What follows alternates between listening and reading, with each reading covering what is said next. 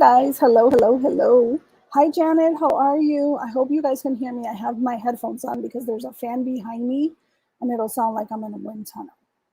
Anyways, I'm back. How are you guys? This was like a last minute video. I talked to my daughter today and I asked if she wanted to join me. That is who Dr. Rodriguez is. You guys should know that if you've been following me for a while. So she agreed. She does have some time on her hands, so we're going to get into it. Let's welcome to the screen Dr. Rodriguez. Hi, everyone. So, you have been on the show with me before. And today's show, we're going to talk about mental health, taking sometimes breaks for your own mental health. I'm going to talk a little bit about a couple of little personal things. And that's why today it's going to be just her and I. Chris has been feeling sick, and Jantisha has been feeling, Jantisha's feeling fine actually. But like I said, this was very last minute. So today is going to just be mother and daughter. Anyways, so we want to talk about mental health. On this platform, we want to talk about everyday life stuff. We don't want to just talk about politics, right? We don't want to just talk, we want to talk about what's happening in the world. And in mental health is an issue. It's always been an issue. It's just more on the forefront now. The reason I asked my daughter, because that is her profession, that is what she does. Do you want to tell them a little bit about yourself and a little bit about your experience for those who are new? Sure.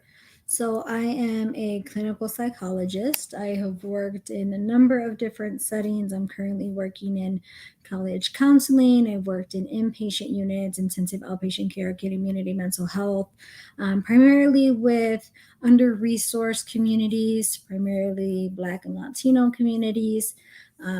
So I have worked in a number of different places. My clinical interests in particular are actually trauma related work. So yeah, quite a bit of experience, I think, in terms of just a wide range of different settings and things like that. So I'd like to think I know a little bit about what I'm talking about. I think you're muted, Ma. I do it all the time. Hi, everyone. Hello, hello, hello. Welcome. Please don't forget to like and share this video out because there are more people that are going to need to hear probably some of the things that we said. Maybe people that can relate to what we're going to talk about today. So, today I wanted to talk specifically about taking mental health breaks. So, I have told you guys in the past, I'm pretty much an open book. There are some things that the moment I cannot discuss in detail, only because it involves someone else and for their privacy reasons and some other reasons we cannot discuss it. There will be a time where we can discuss it. But it has affected me more than I thought, actually. I think I'm pretty strong. And I don't know, maybe that's not the right word. Not that I'm strong, I just feel like things happen in life and I just pick myself up and I continue to move. That's just kind of how I roll. I've programmed myself to do that since I was a child. Like bad things happen, I know that we have to pick ourselves up and we have to move forward. That's kind of my mental state, and that's where I kind of stay. I don't veer from that because I think that's what works for me. But recently, so very recently, we had some stuff happen in our family. It has affected all of us in some way, shape, or form. So I took a little break, right? I took a break. I took a time to reset. I went and spent some time with most of my family, well, meaning my immediate family. Unfortunately, Ariel wasn't able to go, but we went on a camping trip. So it was a nice getaway for me. I didn't really have internet, which was probably a really good thing because I would have been like searching and looking and seeing, because I worry so much about what you guys are sending me and what you guys are messaging me. So I try to stay in contact. But again, I needed a little time away just to kind of reset, just to get myself together. And again, I wasn't having, like, I don't really suffer from anxiety. I don't have panic attacks or anything like that. I'm literally one of those people that I'm like, bad shit happens. And now you move forward. That's kind of how I do it. So I guess I'm guilty of not really dealing with it head on. I would think, I think I just suppress it and I keep pushing forward. Like I don't look back. I'm one of those people. I own it. I'm one of those people. My daughter knows me very well. So she probably will agree with what I'm saying. I don't deal with it. I just keep pushing, literally. So, recently I've been feeling a little bit ill, like my body, there goes my voice. But so recently, the last couple of weeks, I've been having issues with like high blood pressure, and I don't suffer from high blood Sorry, pressure. look at his legs. I He's got usually, 4 white socks. sorry, so I usually don't suffer from high blood pressure. But every time I've gone for like my infusions or some other kind of treatment, I have lupus, so I see a doctor regularly. Um, my blood pressure's been high, and I'm like, what the hell is that? Like, why is that, right? Like, I don't understand what's going on. And then I've been feeling like some pressure in my chest. Now, it's very different pressure than I feel when my lungs expand and put pressure on my heart. That's for my lupus. This was like a sharp ass pain. And then I've been feeling numbness in my fingertips. I've been having trouble breathing. Not all the time. And no, I do not have COVID, just for the record. I do not have COVID. Um, I've been feeling like my knee, I went to like sit down on the sofa and I went to like lean with my knee first and I kind of fell, like my knee is like a little bit discombobulated. So I went to the doctor today. This is kind of what caused this video to come about. I went to the doctor. She like tested me out. Today my blood pressure was fine, but the other day, like 3-4 days ago, my blood pressure was like 156 over 90 something, which is kind of crazy because that's not normally what I usually have very low blood pressure. So we did a full COVID long-term effects. It might be, Charlene, you know what? Like I do have ever since I had COVID back in December, the color, I know this sounds really disgusting, but I'm gonna keep it 100. The color of my mucus has changed. You know, usually like up in your nose, it's if you got a sinus infection or something, it comes out like yellowish or greenish. There's a color. Mine is just white or clear. So that has changed since COVID. So it could be I COVID. But definitely thought you were going to say the color of something else, which is why I gave you a face. the color of what? I thought you was going to talk about the color of your poop. Why would I talk about the color of my poop, girl? I don't know. You said I'm going to keep it real, like you were about to drop some serious knowledge. Well, mucus. People don't like to talk about mucus. Hmm. This is water. Look at this big ass cup. This is a 64-ounce cup. It's bigger than my head. Look at this, Ariel. I know. I think I know where you got it from. Yeah, I did. I got it at the dollar store. Mm-hmm. And it comes with a little straw and everything. Look, it says party like it's 1776. I'm here for all of this cup. This is awesome. This is how you can track your water too. She said I thought poop too. No, we were not going to talk about poop. You definitely Everybody's kind saying of. they thought it was going to be poop. No, Well, you no, kind no, of no. built it up like it was going to be something people don't typically talk about. Well, people don't like talking about mucus. I suppose. Anyways, so I went to the doctor today. They took plenty of blood out of me. She also gave me an EKG and checked my heart. My heart is great, which is awesome, right? So my heart function is well. Now they're going to check my liver, my kidney function. They're going to check a bunch of other things. They're going to check my antibodies to make sure that my inflammation markers are not super high, which they probably are, because if you know anything about lupus, you know that lupus, if you are stressed out, it will screw with you. It will make all your symptoms, like actually right now, I'm tanned. I'm really, really tanned right now. But if you look right here, I'm red. So my lupus rash is kind of coming through right here. I'm just really tanned right now, you guys. Everybody thought poop. Yeah, everybody thought poop. You guys don't forget to like and share this out because it might help someone else. We don't know what people are going through. So I got all those tests done. I'm going to wait for the test results to come in. But I'm also have to get an x-ray on my knee to see what's going on there. I didn't hear anything pop or anything like that. It just feels swollen. I don't, it's the weirdest shit. When I tell you that the other day I was sitting with my daughter Ariel, we were doing, we were packaging shirts.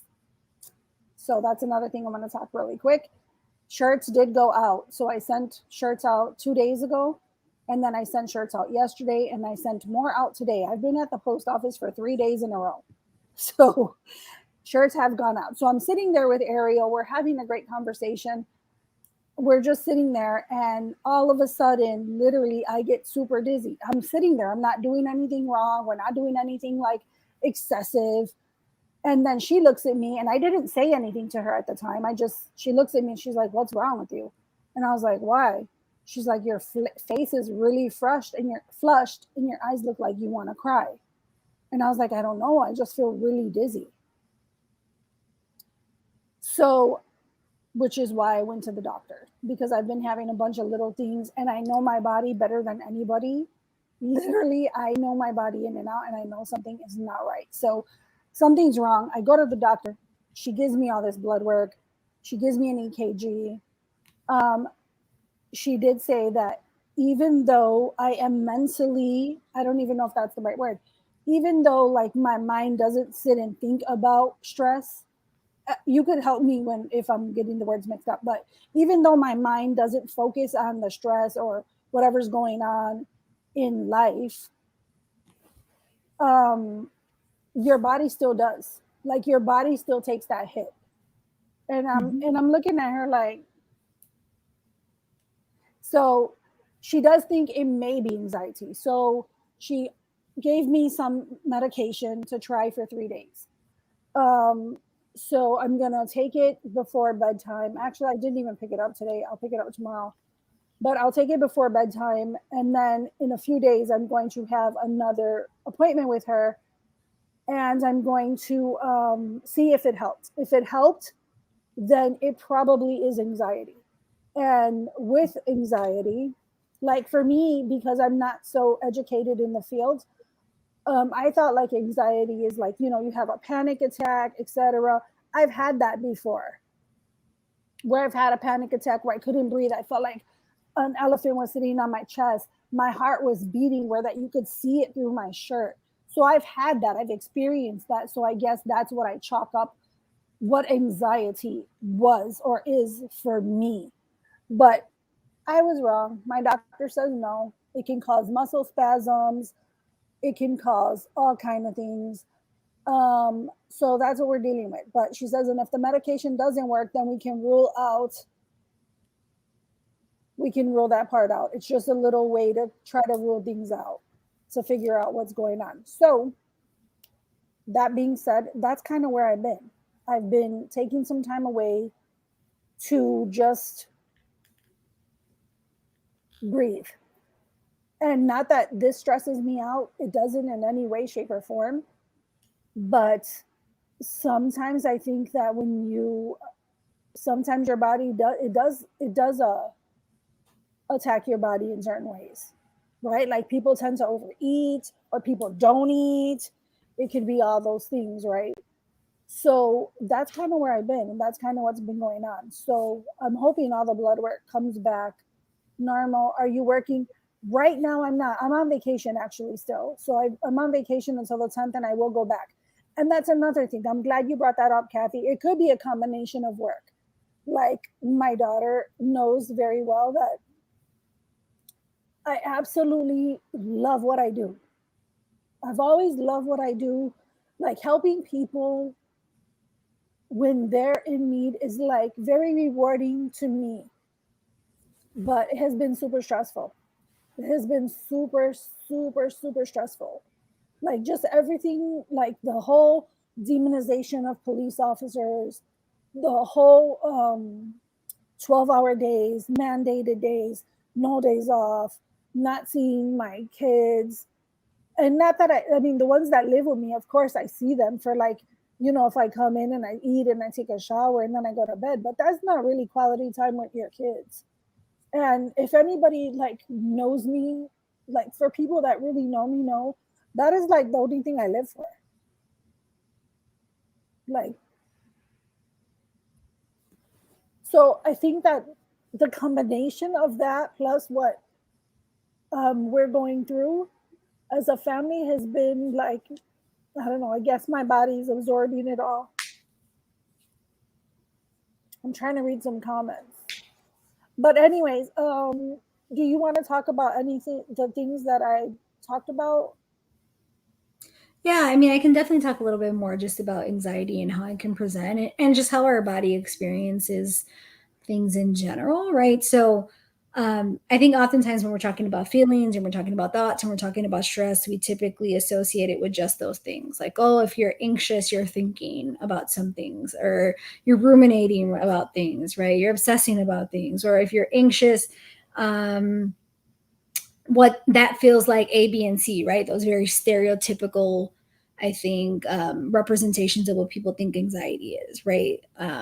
Panic attacks, as you described, which can happen. And they can happen in a very similar way to you described, like feeling like there's an elephant on your chest, or your heart pounding, hands sweating, not being able to breathe, shortness of breath. Those things can happen. Panic attacks can be very common, and anxiety and really any emotion experience can be much more insidious. It can be something that is just building and building and building over time, especially if, as you mentioned, we're not actually addressing it. One of the things that I talk about with the people that I work with is it makes sense that we don't want to address certain things, right? Those things that are uncomfortable, those things that are hurtful, those things that are painful. It makes sense that our gut reaction and our reflex response is going to be to kind of just shove it all under the rug, or just kind of stuff, what I would call like stuffing. Eventually, though, you're going to run out of places to stuff things. Eventually, no matter how much you put under the rug, some of it's going to seep out in ways that may be so subtle we don't quite identify it as like anxiety or depression, or if you just want to say a general term of stress. So our body feels everything that we feel on an emotional level. And just an example of that, that starts very early. So if you think about when we're young, for example, very, very young, let's talk about maybe 2, 3, sometimes even 4, before we have actual language, we still start to experience things or have memories, right? I'm not sure if anybody can relate to the sensation of feeling like your body is remembering, but you don't have words for it. Like you get this very visceral reaction in response to something, but you can't quite pinpoint what's being triggered or where you know that from.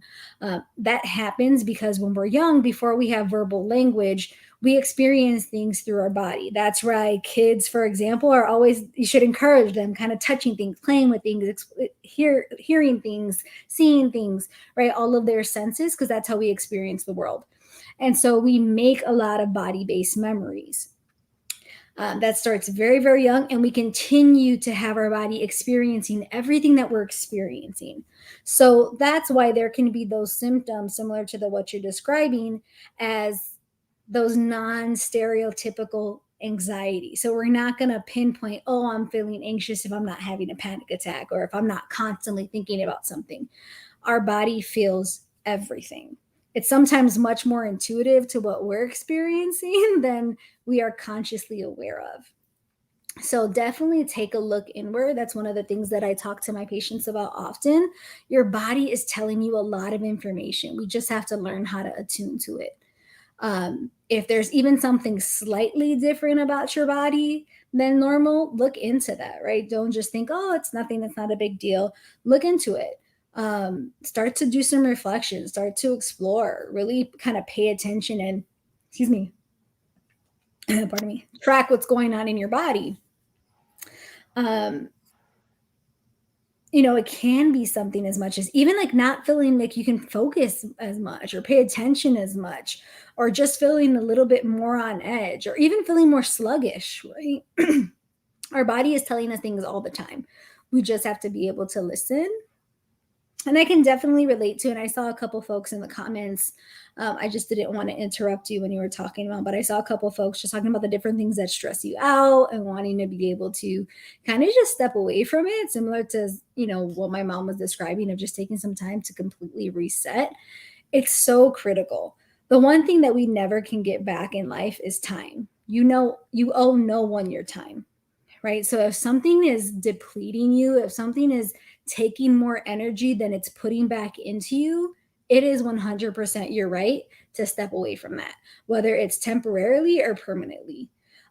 We all need to be able to do what's going to essentially soothe and give back to our soul. So if that's, stepping away from Facebook, I saw someone say, like, I sometimes just want to delete my Facebook. You can ask my mom. I'm not really on anymore. There's just so much going on in the world that I was just talking to her and I think my sister about this the other day. Facebook used to be something that I feel like, oh, I could get on and I could chuckle or I can connect with people that I haven't seen, in years. Now it's just depressing. It's people wanting to just talk about all the horrible things going on in the world and or beat each other up for their perspective on all the horrible things going on in the world. I'm not really even on Facebook anymore for that reason. That was my own version of how do I cater to my mental health. I don't want to deal with that. Um, and it's little things. I think oftentimes when we talk about self-care, when we talk about taking breaks or talking about restorative actions, people think, oh, it has to be this really big event that I take more time out of my day when I already don't have time to do self-care. Self-care doesn't have to look like that, right? One of the places that I first tell folks that I work with to start thinking about self-care is just think about what your day typically looks like. Okay, let's say you start with breakfast, then you jump in the shower. Are there any ways that those things that you already do, you can implement in a very different way? Let's say, for example, you typically watch TV while you eat. Can you do something else in that time instead of watching TV? Can you play maybe some inspirational music, a podcast that you enjoy, and or just connect with folks, right? One of the things that I talk about, even with my mom sometimes is like, let's just put our phone down. If we're here, we're here. Like let's remember how to reconnect with humans that are actually present with us rather than just the ones, right, that we're connected to virtually. How do we really try to just recognize what are the things that we feel to be most important to us and how do we start to foster those things? Because you can't give from an empty cup, right? We have to find ways to refill the cup, because if you give, you're just going to deplete that. And I can totally get, I'm in the helping profession, so I can totally get wanting to take care of people and wanting to show up for people and wanting to do all these things. And you can't show up for someone if you're not showing up for you. So, I want to encourage each of you just to do some reflection on what brings some joy to your soul. And it doesn't have to be related to anybody else. It just genuinely and authentically what kind of makes your soul smile a little bit, no matter how big or small. And how can you, even in really tiny ways, implement a little bit of that in your day to day? It could be 5 minutes. It could literally be taking a mindful shower, right? And what a mindful shower would be looking like is noticing what it feels like for the water to run on your body, noticing the smells of the soaps and the shampoos, right? Really being present moment focused. We spend, so much time either so fixated on what we think is going to happen or what has happened, we end up losing this moment. We often spend so much of our time praying or hoping or whatever your beliefs are for a moment that's in the future, that when that moment comes, we're thinking about the next moment, we lose the moment we prayed so hard for.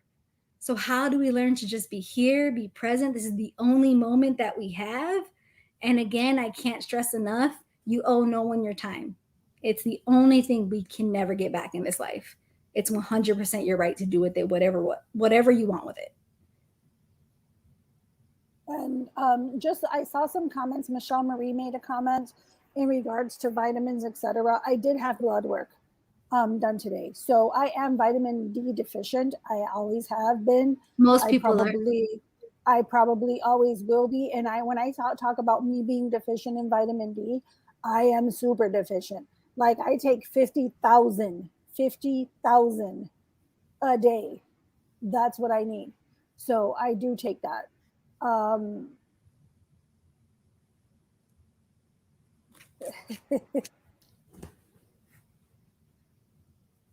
but so I do take that. So they are going to check all my vitamin levels. When I tell you they took tons of blood out of me today, they took tons of blood out of me today. So they are going to check that. And yes, I know vitamin D can have an impact on your mental health as well. There are some also things, yes, but you should always check and make sure you get checked up, get a checkup just to be sure, because you don't want to miss something. Like stress is a silent killer. That I've always known. And again, like I said, for myself, I think my biggest downfall is the fact that I just push forward. Like I don't stay there. Like I don't want to stay there. I don't want to think about it. Like it happens, it happens. And then I do whatever it is that I need to do to push forward. Well, a lot of that too is, I mean, there's a lot of history to why people do that. That's a generational experience, right? Well, that's what I'm saying. There are Like I many said, cultural things that like we didn't have the opportunity, or generations, not me personally, I won't speak for me, but like our generations and those that came before us didn't have the opportunity to just say, hey, this sucks right now, and I'm just gonna sit here and it's gonna suck. That wasn't, because that's okay too. Like it's okay to not be okay, but previously people didn't have that opportunity to be like, this sucks and it just sucks and I'm going to sit in it. They had to kind of just keep moving. They had to do what they had to do, because that's how you supported yourself, that's how you supported your family. Those things, that was not a luxury that we had, right? Whereas now we're recognizing it has to be a luxury, because we have to take care of what's going on up here, because there are so many other things that could happen from that. And so I guess I just say that to say it's not because people are trying to just be stubborn and say like, oh, this is just the there's that's interwoven into so many different generations to just kind of keep your shit together and keep going. And there's great parts about that, and I think that resilience is really, really important, and it really shoots us in the foot. And so at what point do we have to recognize it's okay to break generational curses, right? Just because things have happened for so long, the parts of it that work, let's keep it, let's run with it. The parts of it that don't, it's important for us to explore, okay, how is this actually harming me more than it's helping me? Right? So it makes sense. None of us want to sit in discomfort. None of us want to sit in things that are painful and hurtful. And we don't need to just sit and ruminate, right? If it really is that hurtful, that could be more painful or more harmful for you to sit in. But at least acknowledging, right? We don't have to process to acknowledge. We can acknowledge, I'm going through some shit right now, and things are crazy, or things are intense, or things are stressful, and just take a second to acknowledge that before we kind of keep pushing, right? Oftentimes, as soon as our body and our minds recognize that we're going through it, it's like, avert, avert, avert, and just keep pushing, that we don't even give ourselves the time to acknowledge, hey, I'm going through something right now, right? So acknowledgement, I think, is a really big piece too. It's okay to say that shit is not all okay. well, I think like for myself, just dealing like with my personal experience right now, right? Like I think for myself, like I can acknowledge that shit is not okay, right? Like I can acknowledge like, hey, shit is not okay. It is rough. But then I don't do anything, and I don't know if I should be doing something, like because I feel like if I dwell there, or I'm going to be doing myself more damage by just Right. overthinking it. You know what I Right. mean? Like And I can and that's acknowledge, hey, I'm going through a lot of shit. Like my plate is falling apart. But Well, and then there's another step though that I think is important that we can talk about, right? Like let's say you're not somebody who's in regular therapy, because I'm a huge advocate for therapy. Anyone who knows me or has talked to me, I think of it as like a multivitamin for our minds and spirits. As a therapist myself, I have my own therapist, like huge advocate for it. But let's say you don't have somewhere that you're able to constantly kind of go through those things or talk about them. One thing that I talk to folks a lot about is just this concept of acceptance, right?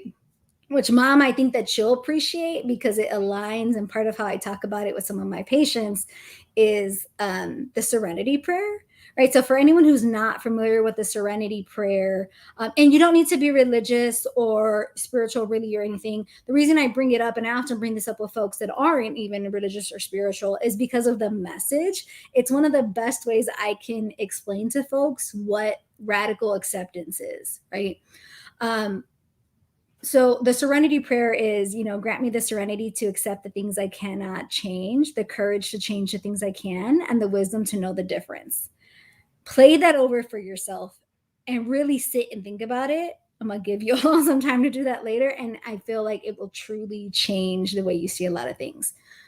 Part of where, as you were saying, like, okay, I can accept it, but then like, then what, right? Like, if I'm not just dwelling on it, then what? Part of some of those things, and one of the hardest things for us to do as humans who are constantly wanting control, is recognize that we don't control everything. There are a lot of things, more things than we would like to admit, that are outside of our control. And as difficult as that is to sit with, how do we just own it though, right? So as someone who knows what you're going through, but even if for those of you out there that are going through something and I don't know what that is, can we acknowledge it? And if there is absolutely nothing you can do to change or impact your situation right now, how do we release ourselves of that felt sense like I need to? Right? If you cannot control a situation, you are going to butt your head against a wall trying to control something that you have no ability to change. We're actually depleting more energy on an unaccomplishable task. The way I actually sometimes describe it to patients is like, let's say we're pushing up against a wall, right? The wall is not going to move. It's solid. It's a foundation. It's not going anywhere. When we try to change something we have no control to change, what we are metaphorically doing is pushing an immovable wall. But what are we doing in that process? Exerting so much of our energy, right? If we talk about that cup that I talked about earlier, we are depleting the cup. But what are we actually accomplishing? Nothing. We're actually harming ourselves more. So, can there be value in stepping away from the wall? It doesn't change the scenario. It doesn't change how shitty the scenario could be. I could hate that wall. But how does it serve me to push the wall that's not going to move? So some of where I was talking about in terms of like, can we just acknowledge it? Can we look at stuff and be like, man, like shit just kind of sucks right now? The things that I might be able to change, okay, I could try A, B, and C and D through Z that I can't change. I got to just let that be. I don't got to be happy about it. I don't got to like it. But at what point do we have to reserve the energy that we have? And that's really hard for people. It's really, really hard for people to be able to say, I can't change this, or there's nothing I can do about it, and not get so overly distressed about it. But the thing is, if I got a doctor appointment tomorrow, I could sit all night and be entirely anxious about what could happen at that doctor. The fact is, I'm not going to know till I get there. So at some point, do we choose peace of mind? Because I cannot control it until I get to the doctor. Right? So a lot of it is just in some ways what I would call some like mental gymnastics and mental Olympics of just how do we recognize we have the ability to do a lot. And there's some things that unfortunately are just out of our control. And how do we kind of check ourselves that it might just be a little bit healthier for us to say like, this one's outside of my reach. Yeah. And I think for me, like getting like I think work and everything going on within our family, etc. I think it just got to the point where I just literally wanted to pack up and just go. Like I literally wanted to leave the city ASAP. And I didn't want to be, if I could have stayed longer, I would have. But my husband had some appointments, but it was the most relaxing quality time with my kids. And that's important to me. That's always one of the things that's always been important to me. And I think a big part of me, like where I put myself mentally, where like I have to push forward, I have to push forward, I have to push forward, is because of the fact that I do have children. And I feel like I need to be the example so that they can push forward, because bad shit is going to happen. And I'm very overprotective with my kids. I am super overprotective with my kids. Like, if anybody ever would hurt my kid, I'd rock an orange jumpsuit, period. And I wouldn't think twice about it. I would eat my 3 meals a day. I'd work out. I'd educate myself, and I sing kumbaya. To be honest, that's where I would be with it, because my kids literally are the air I breathe. They're the one thing that keeps me grounded in life. So I feel like I have to, not that I don't feel like I have to be strong. I feel like I want to show them that you can get through things. Bad things are going to happen. So I think like my focus, a lot of my focus has always been like, especially because I have 4 girls, I have only one son. But I feel like I want them to be independent. I want them to be strong mentally. I want them to know bad shit is going to happen, but that they can get through it. No matter how bad that is, they can get through that. And it's funny that you brought up the Serenity Prayer, because Ariel can tell you it's actually on my wall. It is my favorite prayer. I have It it on is my my arm. so, and it is my favorite prayer. Um, and again, like I said, the point of this video was to talk about mental health, because we all go through it, right? Like, you could, my daughter talks to me every day. Like, I'm fine. I'm doing what I gotta do. I'm going where I gotta go, but my body is telling me something different. And I've never experienced this before. I have had a panic attack years ago, and I didn't know what that was, but I've discovered what that is. But what I'm going through now is very different for me. So, and I know that if I'm going through it, I'm sure there's other people who go through it. It just took me a long time to get to where I'm at. I'm almost 50, and I always hold everything in. For the most part, I just put it in, I lock it away, I pray on it, I and I keep moving. That's kind of so I'm at the age of 50 now, so a lot of praying on stuff, and I'm not doubting my faith. My faith in God is second to none. And I am probably where I'm at because of him, because he's like, okay, I gotta carry you now because your hard head ass is not gonna do it. So I'm sure he has carried me through life more times than I can even imagine, to be honest. But um, so I do have faith, and I do pray a lot. I have a very strong relationship with God, and I know my daughter is like very pro therapy, and I have gone to therapy in the past for other things that have come up.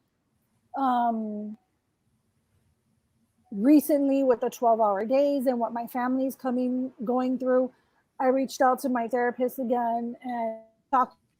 She's very open. I haven't seen her again actually because I kind of been busy.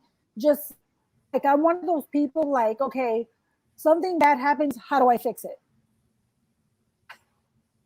Like, I don't take the time to let that sink in and absorb, etc.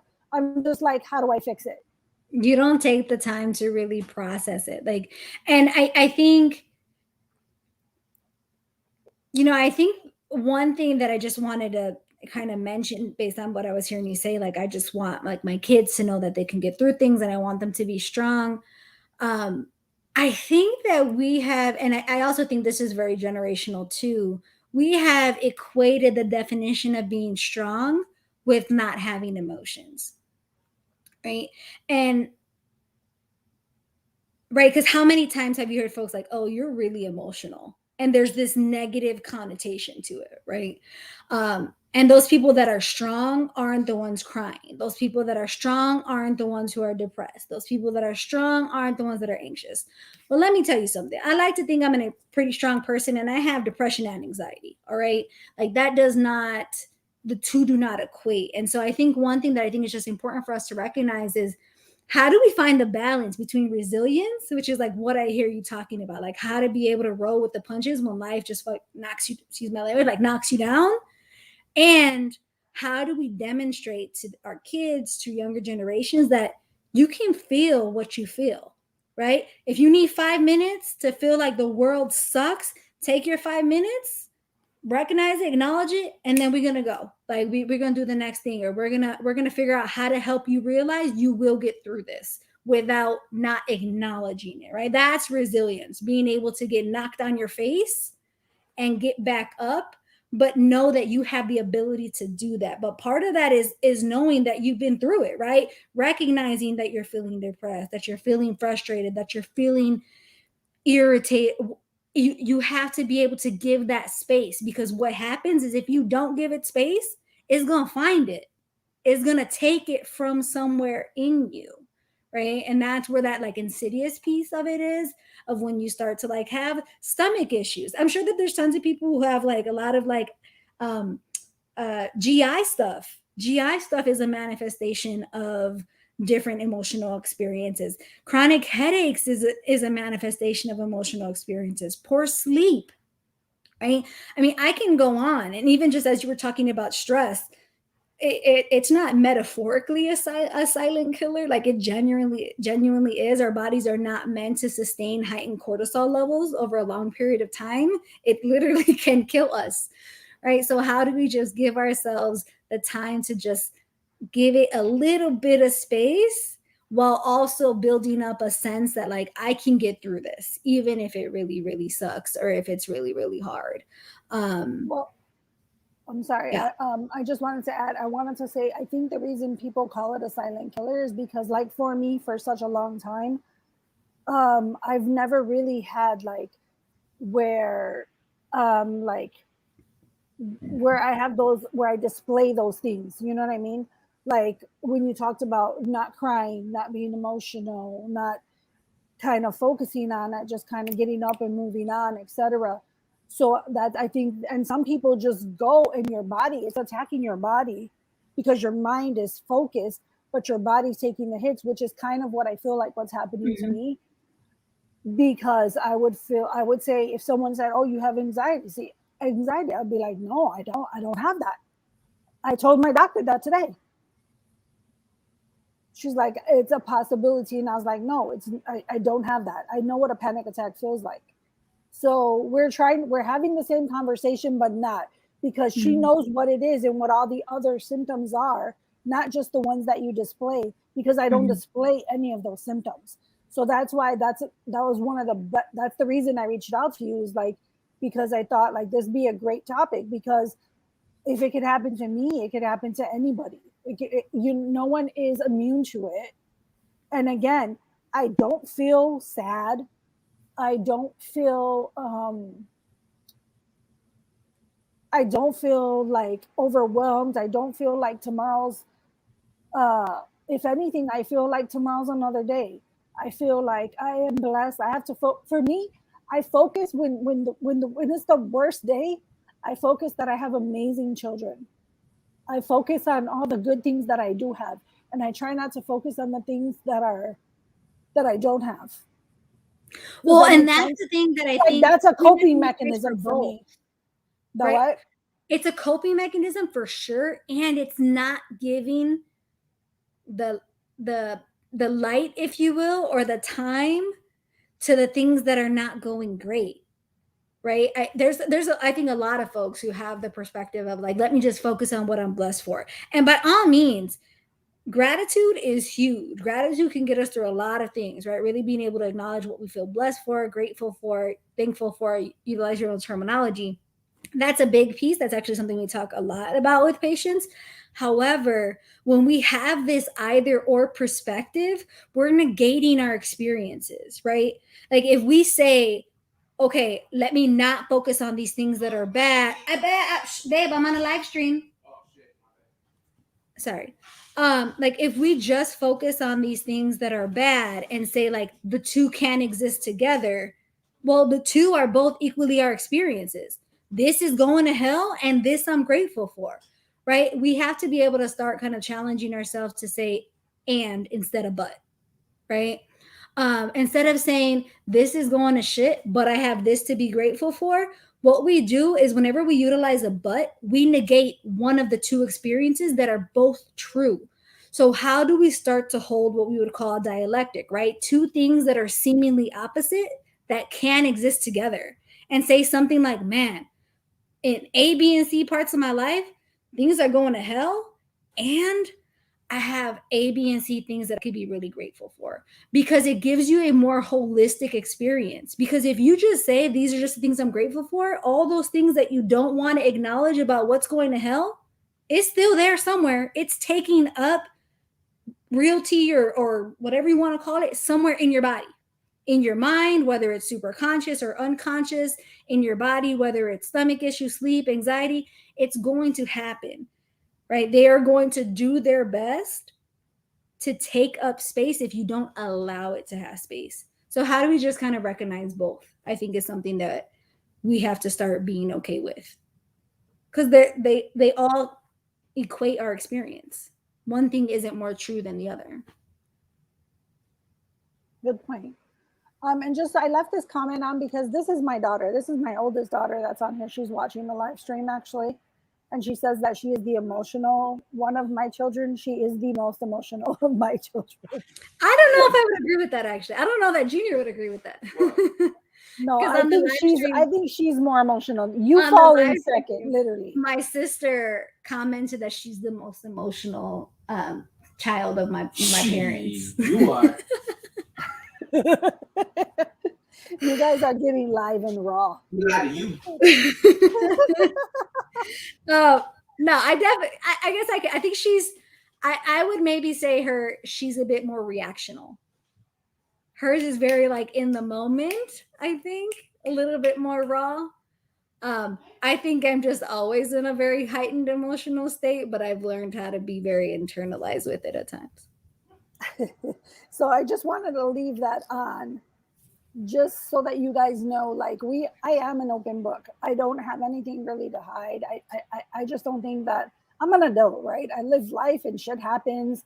It is what it is. And I thought like these talks, just us, which is our page, myself, Chris, John, Tisha, we wanted to have conversations that are meaningful, conversations that can help people, because we do reach a lot of people and you don't know what someone's going through.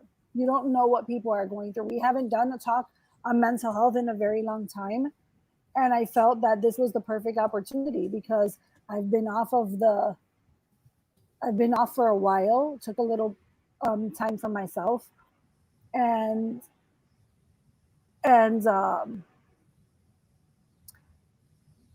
sorry, hold on. I'm trying to look at something. And, yeah, I'm going to reply to Sarah when she's done. No, go ahead. So I took a little time off, but I'm back. So I thought, what a better way to start getting back. And then it was like last minute because I just saw the doctor today, and I know Chris has been sick, so and John Tisha, I'm sure, is taking care of him. So my daughter and I just decided to like jump on and let's talk about this. I'm going to let my daughter respond to this, and then we'll kind of finish off. A couple things. I saw a couple things back. Special education teacher Mrs. K, "This too shall pass," is also one of my favorite quotes. Actually, I would say my body is my canvas for my favorite quotes. I actually have that one tattooed up here, and the Serenity Prayer tattooed right here. So that is also a quote that it really resonates with me. But I wanted to just briefly give some insight into Sarah's just, I guess, question or inquiry. On a personal note, I get super emotional talking to my dad about my feelings, but can talk to anyone else and be fine. I don't get that. That's actually really common. I would imagine you have a very personal, very connected, very deep relationship with your father. I'll just make that assumption based on how you're describing that. I could totally be wrong, so correct me if I'm wrong. But either way, what I was trying to say is those who we are most close to, or those who we have very strong connections with, or whose relationships, even if they're not good relationships, but invested relationships, are often our most challenging because the folks closest to us know how to hurt us the most, even if it's not intentional, because they know us, right? They know the ins and outs of us. So they know all the things about us that could make us feel really, really vulnerable. So being vulnerable with those folks can be much more challenging than someone who were a bit in a what feels like a safer emotional relationship. So it's actually not super uncommon, Sarah. that happens pretty commonly. And yeah, Mrs. K, I'm a huge fan of the ands, not buts, in therapy, particularly in dialectical behavioral therapy, which is about being able to hold two seemingly opposite things together. Um, we talk a lot about the concept of changing out and for but, because whenever we use a but in any type of sentence, we are essentially negating either what came before it or what came after it. However, the reason we said both parts of that is because they both mattered, right? So, for example, I'm exhausted, but I have to go to the store. Well, you just took the I got to go to the store part and negated the fact that you were exhausted versus saying something like, I'm exhausted and I got to go to the store, which validates both parts of that. And Sarah, he is adoptive stepdad. Um, that's more information, and I don't know if that still means that y'all are like super close or not. But either way, because I know everyone has different relationships with their different parents. Whether it's a super close and or just super good or not so good relationship, the relationships that we feel a bit more vulnerable in, even if we don't quite acknowledge it, are the ones that are sometimes hardest for us to be the most vulnerable in a very paradoxical way. Thank you both for choosing to make this live today. It's needed. It matters. Shelly, your vulnerability and your daughter's expertise is much appreciated. Oh, thanks, Sadie. I think Sadie. Sadie. Yeah, so you guys are very welcome. Like I said, if it can happen to me, it can happen to anybody. Like I said, we're going through some things that we're dealing with. And like I said, one day we will talk about it. And when I do talk about it, I will have my daughter on the show. Hopefully, I can get I can get a few of my family members to kind of just discuss a few things and what it feels like, because we are a very close knit family. If it happens to one of us, it happens to all of us. That's just kind of how we roll. Um, we are, and I want you guys to understand too. Like my daughter, when we're talking about things, like she was here on Sunday, and we got into a conversation, and there's some things we don't agree on. I've said it in the past before. There's some things we have different thought process, right, about certain things. So sometimes I've said it, like I look at them and I look at my kids and I think, who are you and who raised you, right? Like, because I can't get it, right? Like I don't get it. But so we had a conversation. I don't even remember exactly what it was about right now, but we didn't agree on something. She had her points, and then my whole thing was I just wanted to end the conversation. Like I don't want to discuss this anymore because I don't want to get into the back and forth. And she made a very good point, and I'm going to bring myself to the red table because she made a very good point, and it took me a while to think about it. Like I'm one of those people that it takes me time. Like I have to reflect on it, and I have to sit back. I don't have a problem with someone having a difference of opinion when they are not as connected to me as my children. But when it comes to my children, I'll just want to cut the conversation off if I feel that it's going in a direction where we might get heated or I'm just irritated. Right. So I said I wanted to cut it off. So my daughter said, well, mom, like that's not fair. I don't remember the exact words you said, but you were just like basically like you and my other daughter were like, well, that's not fair. You just can't cut off a conversation because it doesn't agree with you. Well, it was about discomfort, right? Like, so we were talking about, the topic is irrelevant, but we just disagreed. It was my sister and I were of the same opinion on the topic, and my mom had a different opinion. And so we were just having a conversation, like, or at least we weren't raising voices, like we were just like stating like our perspectives on it. And me and my sister were kind of on this perspective, and my mom was on a, I would say maybe more, I won't say oppositional. We don't have to look at things as being in opposition. It was just different. And so as we were talking, what became clear to I think me and my sister was my mom was getting a little agitated. because we were not agreeing. We were talking about two different perspectives, right? And, I think for the most part, and I think, mom, call me on it if not, I think we kept a pretty cool thing of like, no, mom, like, this is just what we're saying. But my mom was like getting a little chesty. Like, she was getting a little testy because you could tell she was getting just like frustrated. I got irritated that we were just not of the same opinion. And so then she kind of just said, I just don't want to talk about this anymore because we're just not going to agree. And so we responded of like, hold on, we don't need to agree. The point in having these conversations is not that we need to agree. The point is just to be able to have them. You have your opinion, I have my opinion. They don't need to be in opposition and or against each other. It's not about sides. It's just about how we see the world in different ways.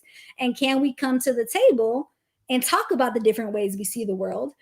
But the issue is because it's starting to kind of get you activated, right? Because when we have opinions that are really important to us, they're ours, right? So they're real personal, right? There's a personal protectiveness of our opinions and our beliefs. We then can get defensive. It just happens. We are all guilty of it. I've done it. She's done it. We all do it because if we believe in something and are so passionate about it, yeah, our emotions are going to be in it, right? However, and this is something that I talk to my mom often, the reason that I feel just as a society, just as a world, we are not looking good is because people cannot come to the table in a non-defensive way. And so that's the conversation that we had that I was like, wait, that's not fair. Just because we have a different opinion doesn't mean you shut down the conversation because you're uncomfortable. And so she was just like, she got very pensive about it. And she was just, there were a couple things going on, like my brother. So she kind of got to be distracted by it. And the conversation just kind of fell off. But later she did kind of be like, oh, like you could tell like she thought about it and reflected on it. And she was like, yeah, like I think that you were right. I was uncomfortable, which is why I wanted to shut it down. And so one, I thought that was awesome. And we kind of just left it. I was like, no, like it's cool. It happens. Like it is what it is. Like there was no, like ill will or nothing about it. And I think that's just what we need to be able to do, right? We need to be able to say like, I don't agree with you. You don't agree with me. But the point here is not to agree. It's just to be able to openly and comfortably, whether it's amongst people that we're closest to or just other people in general, have our opinions and not get so defensive that we either lash out or just want to shut it down. So yeah, it ended up being a really cool, I think, in retrospect, a really cool opportunity for us to have, I think, as a family, but also just in general to have a conversation with someone. Yeah, and I'm like an advocate. I'm so against hypocrisy on every level. Like it literally drives me effing nuts. So when I kind of thought about it, right? Because we can have like, so we had that conversation and then we just, I don't know, I was doing stuff and we got kind of busy. So the conversation eventually just fell off. But we wound up doing stuff. We're not those people where, oh, I'm not going to talk to you for 7 days or you're not going to talk to me for 7. We don't do that. Like, that's not how we roll. Well, and it didn't really get like heated. Like there was some defensiveness that I you were just got but irritated. we kind of were just like, Mom, like it's cool. Like don't like it's fine. We're just talking. Like we didn't take it like a certain way. So it wasn't like an argument. It was just differences of opinions that got a little personal. Right. So then so my biggest thing, I talk about it all the time about being a hypocrite. I talk about being able, this platform especially is being able to have people who have different opinions, right? Because if we all have the same opinion or the same thought process, we're just going to be an echo chamber, right? So I'm like, I had to hold myself to that. Like I had to hold myself accountable in that moment, even with my own children. Because mind you, I am going to be 50. So I am very old school. I have a lot of generational things passed down where you do as I say, period, because I'm the parent. But my daughters are grown ass women. So, and we don't agree, and they know where but I have to be able to give them a voice. Yeah, and I think that was the biggest thing. That I it was don't have just to like it, but yeah. I have to be able to give them a voice, because when I do talk about things, they don't shut me down. Yeah, and So I think that was the biggest thing. why Like, should hold I do on, that to mom. them? Like, you can't go on Facebook talking about, oh, well, we could all talk about different opinions, but we tell you something different, and you like, no, I don't want to talk about it. It was like, hold up, wait. But She you even tell. made a comment. She's like, "Oh, we're not like your viewers. We're not going to agree to everything you say," or some shit like that. I I was don't like, remember, "Oh, but it I was was just something like, like hold that." on. How you gonna just tell And us I you was don't like, want to talk about I it, was like, they but don't agree with everything I say, but I'm willing to respect they have a different of opinion. But Angie's making space for it, because that was the thing. It was a matter of being a different opinion and being like, nah, I don't want the space for this. I don't want to talk about it no more. And so we're just right, like, hold on. When we were agreeing with you, you wanted to talk. But now that we're not agreeing with you, you said we need to be quiet. mhm. uh, so yeah, all in, everything's educational. We are constantly learning, we're constantly growing, as people, as family, as anything. We are constantly evolving. We are constantly learning how to be better versions of ourselves, and sometimes that means having to check yourself. Sometimes that means, and I don't mean just like her in the situation, I check myself all the damn time. I constantly self-reflect, sometimes to a fault. It's just about being able to look inward and see how we can be a better version of ourselves today than we were yesterday, right? That's all any of us can really do. I'm sorry. I'm reading Angel's comment. So it says, I'm about to the point of no return. May 17th last year, I had a brain aneurysm. After the Oh, yeah. procedure to fix the aneurysm, I acquired seizures. I have not worked in over it. Finish reading that, please, because my In over throat. a year, I have lost my home as well. On the 16th of June, I was diagnosed with malignant bladder cancer. I had to do some pre-op testing before I can have surgery to biopsy and try to remove most of the cancer. I failed an EKG and a stress test. Cardiologist believes I have a blocked artery, so I have to have a CTA to check my. I think that's an artery. Wow, I'm so sorry to hear that, Angel. Um, Not that you're looking for it, I'm sorry, but I'm just sorry that that's your experience. I can't imagine how tough that is, and definitely sending you love and positive bubbles and prayers, and um, just know that we're out here thinking about you, and rooting for you in whatever way, shape, or form you might be wanting or needing I agree, Angel. stuff. Prayers go out to you. Um, you are going to be in my thoughts. I'm sorry. I don't know what happened to my voice. It happens a lot, though. Um, my my prayers go out to you. You're going to be on my mind and in my heart. Um, please feel free to reach out to my messenger if you need an ear. I'm always willing to listen. But everybody keep Angel in your prayers, please.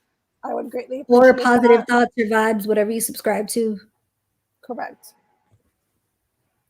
So yeah, so on that note, like, so we had this conversation, and then like I thought about it, and I was like, you know what? She's absolutely right. Like, I cannot be a hypocrite. I cannot be a hypocrite, whether it's my daughters or not. I need to. I need to.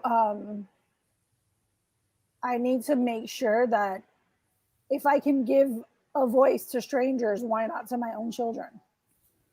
Well, I think it's And also too just how do we all really come to the table to talk and listen, right? Because think about that scenario, right? When you got a little bit agitated or a little bit annoyed, how could that have gotten worse if me or Nini got just as agitated, right? If we had met you up there, we would have just both been going up, not even having a conversation. um like, how do we truly have a conversation to communicate, right? Not to just be on the defense, not to just try to prove our point, not to convert anyone, literally just to talk, to share difference of opinion, similarity, just to have a conversation and recognize that there are going to be moments where people take it personal, right? We're human. We are imperfect human beings, right? It's part of the process. And can we recognize maybe if we're in a conversation with someone where that's happening for them? so that we can respond rather than react. Because if we wanted to react in that situation, we would have just went at it with you. Oh no, well this and this, and then what are we doing? We're doing absolutely nothing. I tell my patients all the time, you cannot have a conversation with two people who are both in Hulk mode. Someone has to be in Bruce Banner. You got to be down here. You got to have a level head, right? So how do you just remember, what intention are you coming to this with? Are you coming to this with me trying to convert you to however I believe, or me trying to prove you're wrong, right? And be all righteous, or really just to learn from each other and to be able to share thoughts, and be able to keep it here, right? Really being able to keep it in a respectful conversational tone. You can hold someone accountable without being nasty. You could hold someone accountable without yelling at them or snapping at them, which is, I think, a good representation of what happened. She got a little frustrated because, her opinions were what they were. And we were just like, hey, mom, like, that's not cool. And that was it. We didn't go at her crazy. We didn't jump down her throat. We said what we said and we left it there. Right. I'm a shut it down kind of person. Sometimes it's hard to have a difference of opinion and not be defensive when someone is lying. For example, he stated the other day that I never threw him birthday parties when he was a kid, even though I have photos and people who have been to these parties. I threw a party every year from the time he was 1 until he was 9 years old, and said he was too old for them because he was making false accusations and being disrespectful. I shut it down. Ooh, there's a lot there.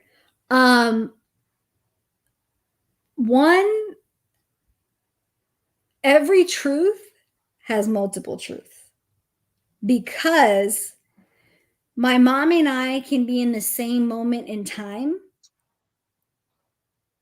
but have two very different perspectives or experiences, right? So what I hear you kind of describing is the way you remember certain things being very different than the way he experienced certain things. So that's one thing to take into consideration. And also, the reason I point that out is, even if you firmly believe what you believe and you have, let's say, like the receipts, right? If that other person is adamant that that's not how they experience, there's no conversion that's going to happen there. So when we talk about getting defensive, we have to ask ourselves, or I encourage folks to ask themselves, in what way is that going to serve you? Right? Because if there's already seeming like there's some tension there that you're describing, so what happens is, if you just shut down that other person's experience because that's not the way you experience and that's not what you believe to be true, and I'm the mom and you're being disrespectful, you're going to create more divide, because their experience is not being recognized as valid, even if you don't agree with it. Right? So sometimes just having to recognize, we're going to experience the world very differently, even if it's the exact same scenario. And sometimes defenses, right, they're there for a reason. They come up to protect us. Sometimes they can throw a couple monkey wrenches in it, though, too, though. I have the opposite problem. With the husband and 2 teenage boys, I try to have conversations and hear what they have to say, but they don't want to talk about anything. Yeah, that's tough, too. I imagine there's much more there to know. Sometimes, though, I would encourage folks, when they have similar experiences, what kind of questions are we asking? So are we asking the right thing? For example, I've had parents come in and say, like, oh, well, I ask my kid all the time, how was school? Well, there's only so many ways you can answer how was school, right? Or if you have like your spouse and you're like, oh, how was work today? Right? Versus like, oh, did anything interesting happen at work today? What did you learn at school today? Really being able to recognize that there are ways to ask more open-ended questions than these very kind of closed questions, or questions that essentially kind of push someone into a corner because there's very limited ways to answer them. Because someone might be able to argue, well, I answered you. I said that it was fine. Versus if you're asking, I think, something that's a little bit more open-ended. Oh, thanks, Rose. And it's not easy, to be honest. It's not easy. Like, having I have a child who is very I think all my children, I think especially with parents, There's some things that they are closed off about because they know how you feel about it. So they don't want to talk about it. Yes, that is very true. I can personally So see. There have been many a things that I will, if I know my mom's perspective on it, in order to, especially if I feel like, let's say for example, and this is not to like discredit her in any way. I like to think I know my mom well enough to know some of the topics she's ready to explore in a calm manner, and some of the ones that she may not be ready to not be defensive about. Um, the latter, I will not or even. some of the things she don't want me to knock her lights out about. Maybe when I was younger, I don't have many of those anymore. Um, yeah, so I think part of it is kind of knowing your audience.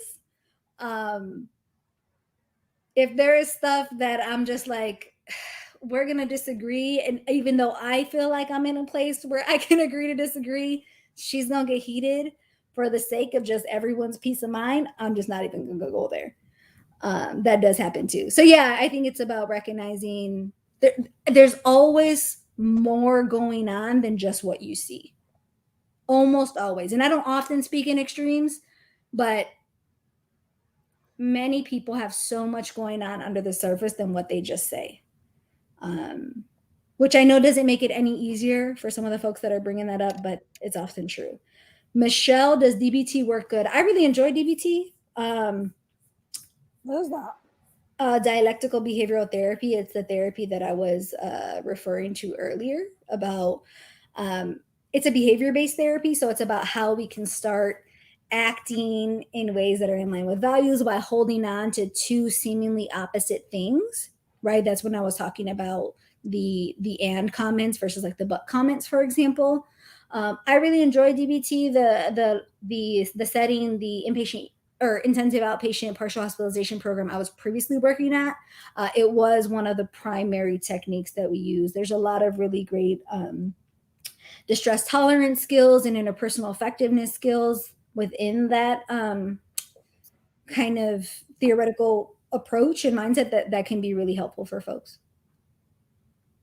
Someone said, "Oh, your other daughter is agreeing." Yeah, my other daughter, yeah, she is agreeing. So I will say too, I think that I was a young mom. I was a mom at 16. So I think that I have learned a lot and I've come a long way from where I started with them. So as I learned, because I didn't get a handbook when my kids when they had me this baby out of the hospital, right? So I think as I learned and as I made mistakes, because you have to make mistakes, I don't think you're going to grow if you don't make mistakes, if you don't fall. So I think that as I grew as a parent and as I learned from each child, the next one got it a lot easier. And I know the older girls hate that shit. They absolutely fucking hate it. But I'm like, shouldn't you hypocrites be proud because now they get it easier? Well, I think that like sibling part of you is like, damn, we got treated like stepchildren versus them. You did Um, not get treated like a stepchild. but no, like the genuine part of me, I would not I would never wish for some of the hardships or things like that maybe we had on my younger siblings. No, I would never genuinely wish that. But sometimes in the moment, you're like, what the hell? Um, definitely. Yeah. So for But myself, again, we're growing, right? We're constantly learning, and um, every time we fall on our face, we learn another way not to fall. So exactly. And I don't want you guys thinking like we have this horrible relationship because we don't. We just disagree. It is normal. yeah, we don't have a horrible relationship. I think we have a pretty solid relationship. Like I think we have a pretty good relationship. We just see the world in two very different lenses. Yeah. I mean, I think a lot of that just is generational, right? Even though my like I said, my mom or like she said, my mom was a very young mom. We're still in two different just kind of generational cohorts, and Um, I think we just, see the world in different ways, and we were exposed to different things, and we're just also two completely different human beings. So we have our own worldviews. Yeah. So I have a great relationship with my daughters. I have changed as a mom. There's some things that they have taught me. So I am a lot, they call it softer. I am a lot easier on my other kids because I don't want to make those same mistakes, right? Because if you hear about them over and over and over again, you're like, well, what the fuck? Like something got to give, right? So you try to change it up a little bit. It's called growing pains. Like I am not perfect. I am not perfect. I'm not the perfect parent. I own all my bullshit. So, but I have a great relationship with my kids. Sadie's cracking me up. But no, can you highlight what Natasha said? Because I don't think I have the ability to highlight comments. Did you see my comment Your comment. You made a comment? in the private chat? Oh, no, sorry. I'm not quite sure how to work these things. Um, so Natasha, what you said, I think it is such an underestimated concept. And the reason I say that is because for as long as I can remember, I've had someone somewhere in some way, shape, or form say, pick your battles, pick your battles, pick your battles. And for much of my life, I feel like I thought I knew what that meant, right? Like, oh, be mindful about what stuff you want to argue about in a very like generic way. I think as I've gotten older, as I've just started to see what's going on in the world, not just in my world, right? And what I mean by that is like, right, like my immediate circle. And I talk to my mom often about that. Like, hey, what I'm concerned about right now is my world because this world ain't looking too hot. But I think as I've gotten older, as I've had different relationships, as I've reflected on myself more, as I've gone through my own therapy, I've been in therapy now for 5 years, maybe. I don't know. I've been in therapy for quite some time now. But the reason I wanted her to highlight your comment, Natasha, is for those who haven't seen it, Natasha said, I've taken on the mindset if I won't be bothered by the argument or situation in a week or a month, then let it go. Life is too short. It truly is. And I feel like that, I'm not sure if you were on earlier, Natasha, really aligns with what I was saying is time is the only thing in life we never get back. Right? Like once it's gone, it's gone. And as morbid as it kind of sounds, and I don't mean to sound it as morbid, it's just the reality of life. Every day we are one step closer to death. Like that's the science, right? Like we start with this like bank of time, right? And every day the sand comes out just a little bit more, just a little bit more. And we never know, right? That's one of those things that I was saying is outside of our control. We never know when the sand is going to run out. So when it comes to the people that we love, when it comes to our peace of mind, we are not always going to agree. We are going to bicker. We're going to have moments where people hurt us, where people are upset us. But truly, if it is not like a life threatening or one of those things that is just the ultimate betrayal or super unhealthy for your mental health, man, can we recognize the things that are just not worth it? In what ways does holding a grudge serve us? Right. Most of the time when we're holding a grudge, the person we're holding it against ain't thinking twice about us, right? When we hate, when we have anger, when we hold grudges, that causes us pain. We often think that we'll hold the grudge and we're going to stand firm because they hurt me. Well, they're not hurting now that you're hurting about them hurting you, right? Life is short. Time is precious. Spend it with the people that mean the most to you. Do what's going to bring your soul some joy and not care what nobody else thinks. One of the things that I talk about with people is you could be doing great and someone's going to talk shit. You could be doing rough and someone's going to talk shit. Someone's always going to have an opinion. So do what's good for you and yours. And if people want to be happy about it, cool. If they want to talk about it, cool. Like that's a you thing. What you think about how I'm living my life? Because if you're not paying my bills, if you're not here dealing with my depression, my anxiety, my struggles, then I'm gonna let your opinion be where it wants to be. Right? Life is really too short. I and will we say don't she know when learned it's that. over. She learned that from her mama. Like Period. there's look at the world right now, and I'm not even talking about like being political or anything. Like look at some of the sicknesses, look at some people's lack of resources, look at some of the hate and the anger. If there's a way you can protect your world and foster that and find joy in that and live it to the absolute fullest, because we don't know and we are not promised tomorrow, do that. Right?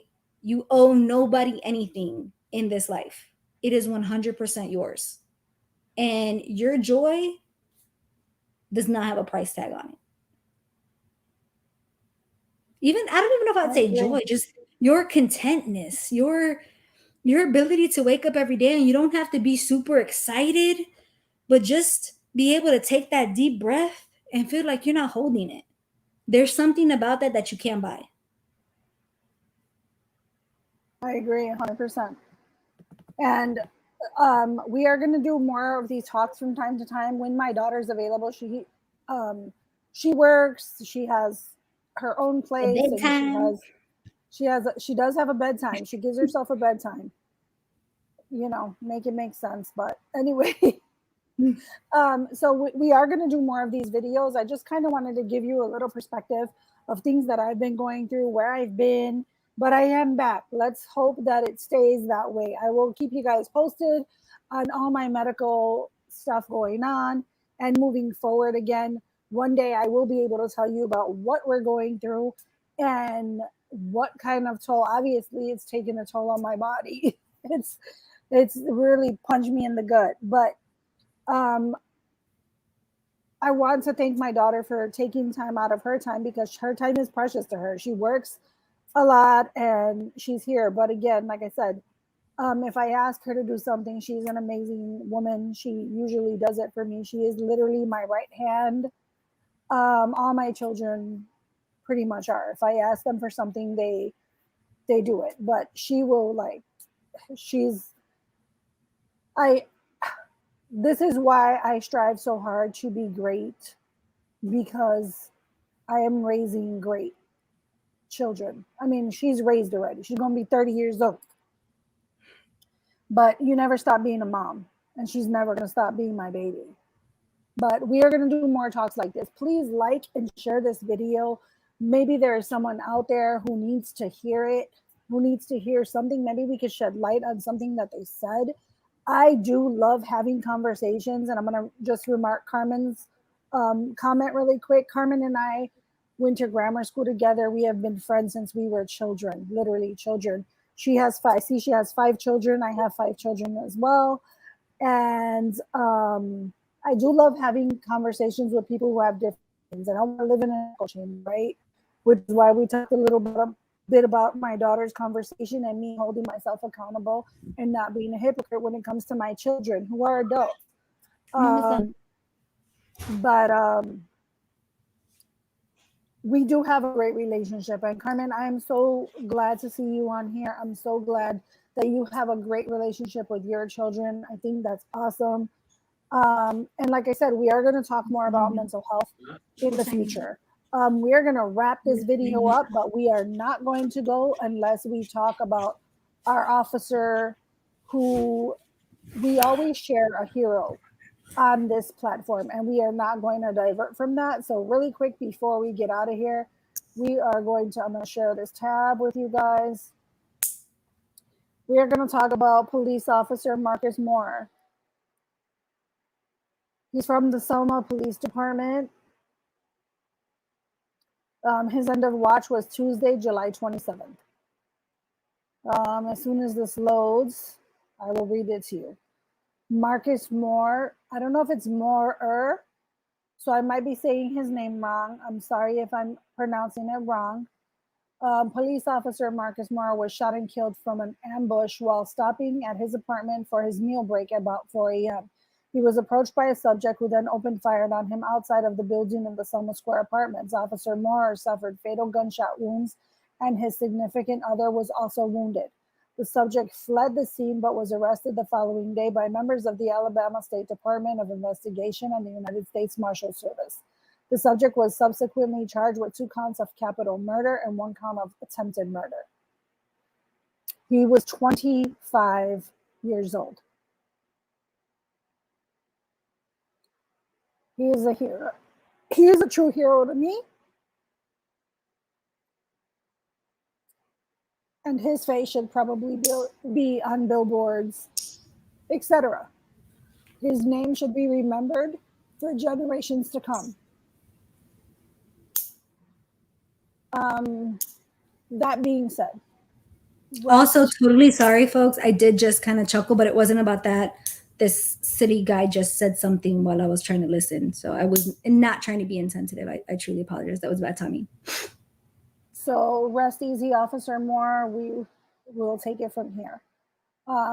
Prayers to his family, etc. We want to thank you guys for watching and thank you guys for joining us. We appreciate you guys so much. I wanted to keep this video an hour, but we went over by 25 minutes. But when you kind of get into the thick of it, when talking about mental health, you just it didn't even seem that long, to be honest. But thank you, Ariel. I appreciate you joining me and joining us and on our platform and reaching other people. And please don't forget to like and share this video. Hopefully it can help someone else, someone who may need to hear certain things. We never really know what people are going through. So on that note, I want to say good night to you all. Thank you so much for watching. I appreciate each and every one of you, and I will see you very, very, very soon.